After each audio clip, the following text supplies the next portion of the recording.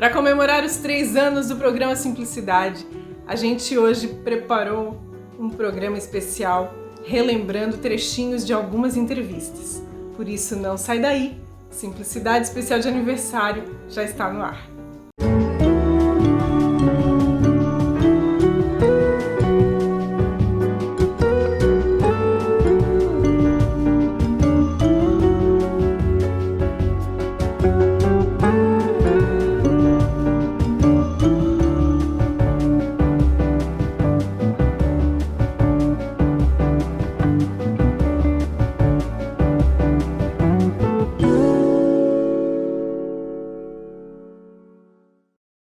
Hoje eu resolvi fazer um enquadramento um pouquinho diferente, porque o programa realmente é especial.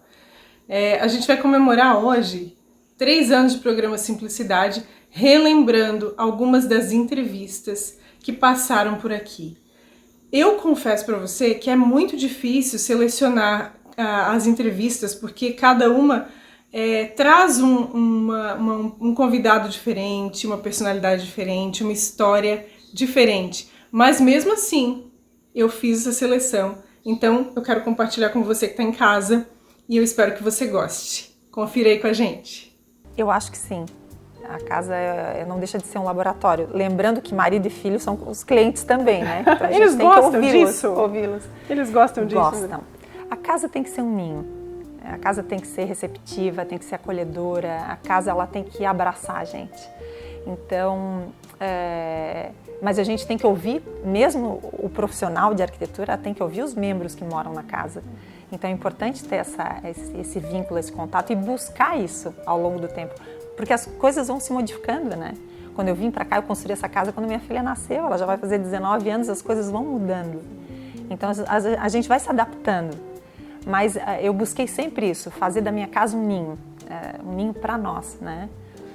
Então, o aconchego, os tons claros, muita luz, muita luminosidade, esses sempre foram as minhas premissas, assim. A gente sabe que isso depende, a casa ela imprime muito o perfil da pessoa, a identidade, ela tem que ser assim, né? Não é porque alguém disse que isso é tendência, isso é legal, isso é bonito, muitas vezes não tem a ver contigo e tu não te identifica. Tu tem que se identificar com aquilo, né, Andréia? Sim. O arquiteto, ele entra também nesse processo com esse desafio, né? Entra. É um laboratório porque, imagina num processo criativo a quantidade de informação que a gente tem ao longo de uma vida profissional. Então as coisas vão mudando, os materiais vão mudando, as necessidades vão mudando. Então primeiro tem que estar muito informada nesse quesito. E depois tu tem que filtrar o que tu traz para ti, né? Então, essa casa, ela tem, como eu te falei, 19 anos, eu nunca fiz uma grande alteração nela. E até hoje ela atende às nossas necessidades, então eu acho que isso é uma coisa bacana também. É um bom né? sinal, né? É um bom sinal. Eu tenho curiosidade, porque eu sei que tu não nasceu fotógrafo, né? Essa carreira tem se construído há 5 anos, é isso? Que a gente estava conversando aqui nos bastidores. Pelo menos 5 anos, né? Que tu começou a trabalhar com isso. As pessoas que conhecem um pouco mais da nossa parte pessoal sabem que o maior tempo de atuação, desde que eu comecei a mostrar a nossa capacidade de trabalho, foi com a música, a partir profissionalmente dos 14, 15 anos com uma banda. Por 10 anos permaneci numa banda, depois trabalhei num trabalho normal, assim, de segunda a sexta, tentando ser uma pessoa normal. Normal é ótimo, né? Por mais 10 anos. Foi aí que eu percebi que, na verdade, eu nasci para trabalhar com expressão. E aí as pessoas perguntam, tá, mas por que a fotografia é tão diferente do que era a música? E eu sempre digo que, na verdade, não há diferença alguma. Eu também acho que não. Porque a música, no que diz respeito à arte, ela é uma expressão através do som. E hoje é uma expressão através da imagem. Mudou só as vias, mas a situação é praticamente a mesma. Então, Tó, eu queria te perguntar assim, como que a dança surgiu na tua vida? Então, eu sempre gostei de atividade. Sempre fui assim uma pessoa que praticou muito esporte, sempre gostei de música, sempre gostei de dançar. E quando eu tinha 17 anos, eu comecei a fazer aula com a primeira professora de jazz em Tubarão, de dança contemporânea, moderna, que foi a Yara Cabral. E foi uma coisa assim, tudo muito rápida, porque ela veio, abriu um espaço, depois abriu uma academia, mas logo em seguida teve que viajar. E nesse contexto, eu já, quando eu vi, já estava dando aula. Na academia dela? Na academia dela. Aí a coisa foi fluindo, da academia dela eu fui para uma sala de festas, o salão de festas do meu pai, que tinha na época a churrascaria do Neno. Aí ali a minha família viu que eu realmente me interessei. Viu que era sério mesmo. Viu que era sério, e aí eles construíram um espaço para mim. Então hoje eu estou na Academia Toy há 37 anos, 30 anos com meu marido, no mesmo local, a gente foi adaptando, fomos melhorando o espaço físico dela, e hoje eu trabalho ali com toda a dedicação, como se fosse sempre o primeiro dia. Isso que eu gosto, assim, que eu percebo em mim, a minha relação com o meu trabalho, de quanto eu ainda gosto de trabalhar, porque eu acordo e sinto sempre a mesma vontade. A mesma motivação. A mesma motivação.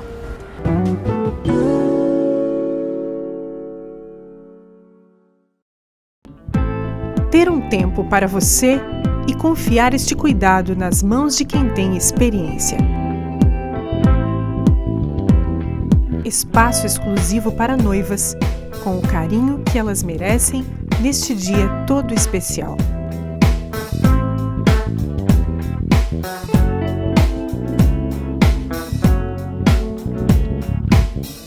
Noilda Cabeleireira.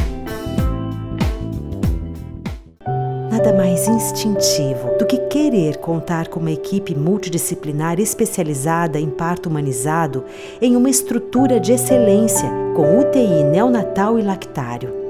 Um espaço preparado com todo carinho para fazer deste instante único uma linda e inesquecível experiência.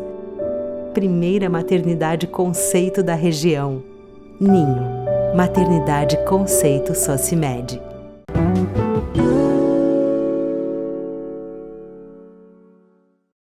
No segundo bloco do programa de hoje, eu selecionei alguns trechinhos de entrevistas com pessoas que são a cara da nossa cidade de Tubarão. Acompanhe com a gente as entrevistas de mais 3 convidados do Simplicidade nesses 3 anos de aniversário. São 50 anos de comunicação.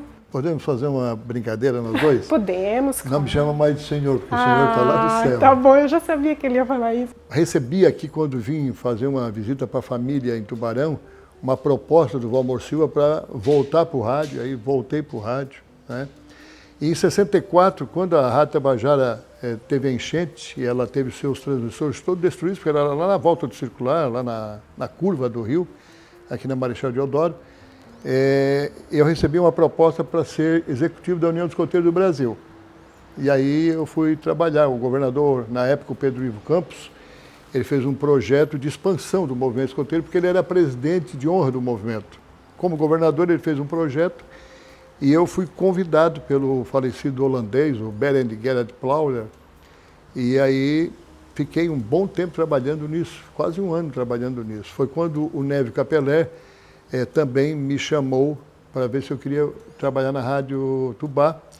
Eu tinha tempo, porque o meu trabalho era 6 horas por dia, e aí eu aceitei uma proposta do Neve e fui trabalhar na Rádio Tubá. Quando o meu contrato venceu, eu não quis mais renovar, porque eles queriam me mandar para Chapecó, e eu não tinha muita vontade de sair de Tubarão, né? Aliás, eu sempre tive vários convites para sair de Tubarão, mas nunca quis sair porque eu me dou bem em Tubarão. Fui trabalhar na Eldorado, na TV Eldorado em Criciúma, me quiseram levar para lá, para Criciúma, e eu também não aceitei porque Tem aqui eu me criei, aqui eu nasci, me criei, quero morrer aqui, entendeu? E aí então, assim, 3 anos que eu fiquei fora do rádio. E nesses 3 anos que eu fiquei fora do rádio também aprendi muito, né, nas atividades que eu passei. Mas depois, quando eu voltei, eu não saí mais. O que o senhor mais gosta da rádio, assim, e da comunicação? O que eu mais gosto é que o meu dia nunca é igual ao outro. Como que o skate surgiu na tua vida, Marcelo? Bom, tu sabe que eu sempre morei aqui no centro, aqui nessa região aqui da praça, na região da Felipe Schmidt aqui. E em 1977, final de 76, começo de 77, eu estava aqui com meus irmãos, mais uns amigos aqui nessa calçada do Betiol aqui, e tinha uma turma aqui mais velha andando com uns carrinhos de madeira, assim, muito grosseiramente, né? Rodinha de patins de ferro, umas madeirinhas, e eu comecei, pô, que legal isso, pô, que legal, vamos andar e tal.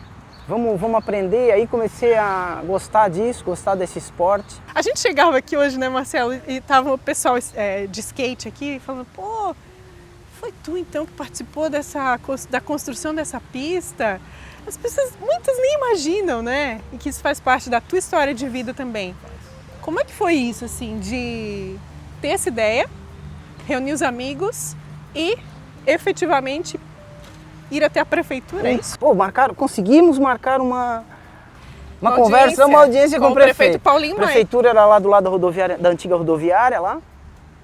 E assim, chegou da aula, almoçou e tal, eu almocei, pá, vamos lá, 1h30.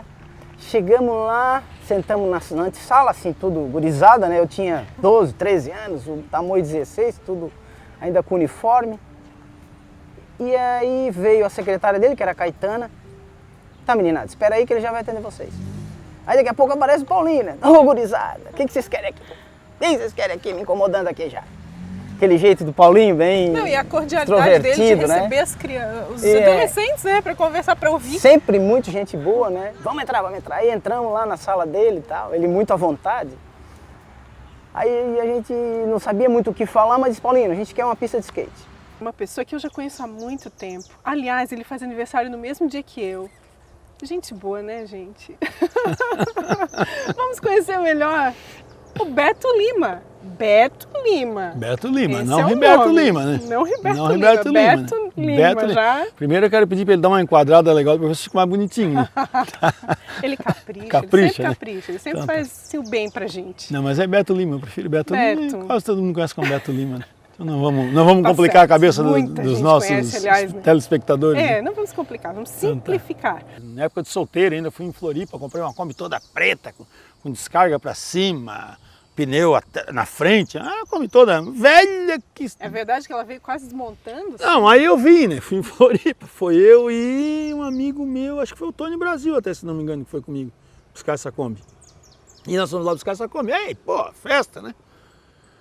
Levamos acho que 3 ou 4 dias para chegar em Tubarão. Essa Kombi veio quebrando na estrada fora. Aí depois eu comprei muitas outras Kombi, na época da Souza Cruz fazia leilões de Kombi, aí eu comprava Kombi. E essa em especial, ela é... Essa é a edição limitada. De despedida, é Last Edition, 56 anos de fabricar. Eles fabricaram 600 Kombis para o mundo inteiro, a despedida mundial da fabricação. Que o último país que fabricou a Kombi foi o Brasil.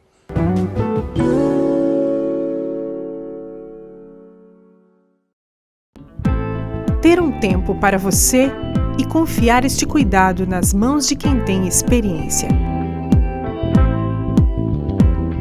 Espaço exclusivo para noivas, com o carinho que elas merecem neste dia todo especial.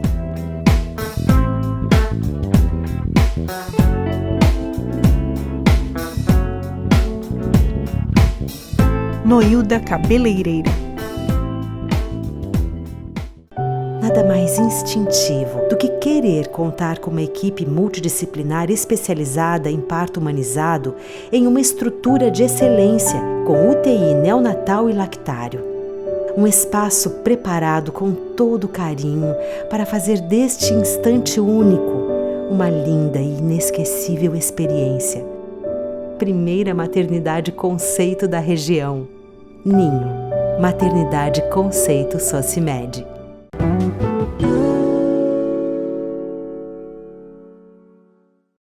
No segundo bloco do programa de hoje, eu selecionei alguns trechinhos de entrevistas com pessoas que são a cara da nossa cidade, a cidade de Tubarão.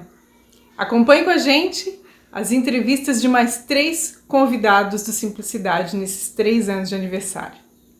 Chegamos ao terceiro bloco do Simplicidade Especial de Aniversário, são 3 anos 3 anos buscando os nossos convidados, selecionando os locais que têm a ver com a história de vida de cada um deles. Muitas vezes somos recebidos com a nossa equipe nas salas de casa e fomos muito bem recebidos, ou fomos levados até o banco da escola onde o nosso convidado estudou, ou a um lugar que tenha a ver com a história dele. Bom, enfim, sorrimos, nos emocionamos, nos inspiramos com essas histórias de vida.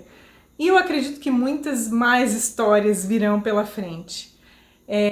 Nesse finalzinho de programa, caminhando para o finalzinho do programa, eu quero te lembrar que essas histórias estão todas lá no canal, no YouTube, você pode assistir novamente, ou outras que a gente acabou não trazendo aqui por conta da limitação de tempo. Realmente muito difícil fazer essa seleção, mas tivemos que fazer e eu tentei mesclar de uma maneira assim que eu imagino que traduza o programa nesses 3 anos. Me despedindo do programa de hoje, quero dizer que a gente segue em formato alternativo, não sei até quando, torcendo para que tudo volte ao normal o quanto antes, mas até lá, lembrando que a gente precisa ter cautela, se cuidar, isso é um ato de autorresponsabilidade, depende de cada um de nós e ainda é necessário que a gente se cuide, tá bem? Porque saúde é um dos nossos maiores presentes. Um grande abraço para você que nos acompanha aqui na tela da Unisul TV e nas redes sociais. Um ótimo final de semana e até a próxima edição do Simplicidade. Tu é uma jovem, mas eu já sou antigo, né? Mas o senhor é jovem Te também. conheço desde pequenininho, né? Pode ser. Pode ser. Mas o senhor é jovem também. Aliás, quero começar perguntando então para o senhor, como é conservar assim, esse bom humor, esse otimismo, toda vez que eu encontro o senhor no mercado, em algum veículo, na rádio, numa entidade, o senhor está bem-humorado, está com um sorriso. Isso aí realmente é um dom que eu acho que eu tenho de Deus, né? Porque eu sempre fui assim.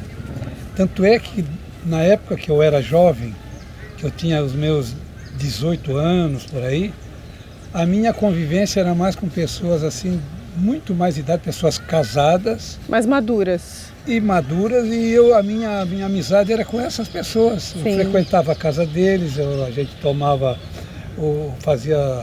fui convidado muitas vezes, como eu era do sítio, né, eu não tinha uma convivência dentro da própria sociedade Tubarão, fui ter mais tarde, né?